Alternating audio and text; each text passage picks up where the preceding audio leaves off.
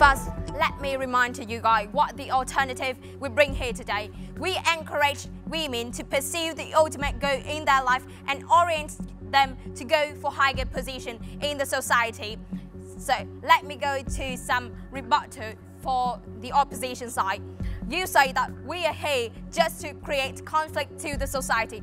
But, however, the conflict already existed in the world, and what you do is let them live in the society where they cannot stand up for what they believe to be right. But you do not lead them to pursue for like higher position in the society. And if the women in the world of opposition, they just do what they can, which is not that much, and they will do what men told them, then the society will look down on them, and the prejudice will come because here is the third wall. The prejudice is strong. So let's come to our argument. Why the rise of choice feminism backtrack the feminist movement?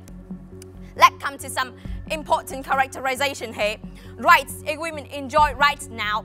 It's a product of the collective efforts of the feminist movement. Reproductive rights, employment rights, among others, are a product of the waves of feminism fought for the thousands of women who march and rally on the streets. Hence, the life of women is always tied to the movement, whether or not she like it. So, what the rise of choice feminism done in society just to distance women from the collective because of the narrative that whatever they're doing is their choice.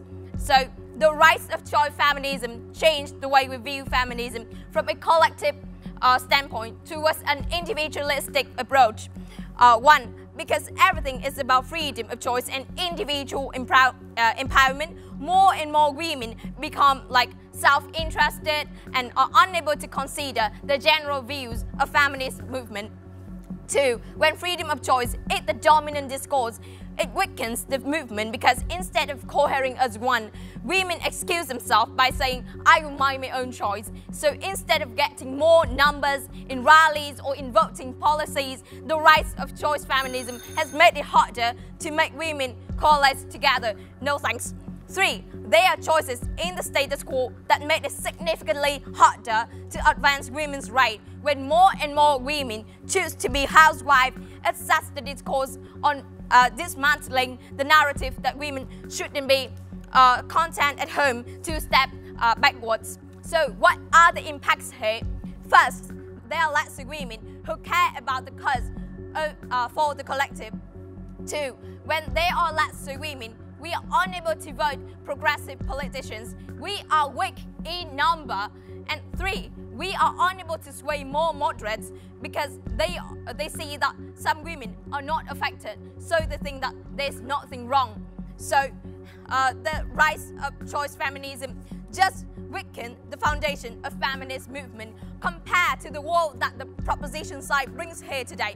First, we can ensure that the whole movement fights against the social standard in patriarchal countries. And two, we care and we consider whether the choice of the women is right or not, and we orient them to choose the right thing, which is higher position in the society. And by that, they can first overcome their background, or even they cannot, at least they try. They climb on the social ladder, and by that, they change how the society look down on them, how the society see them, and that's how we protect the women here. Proud to propose.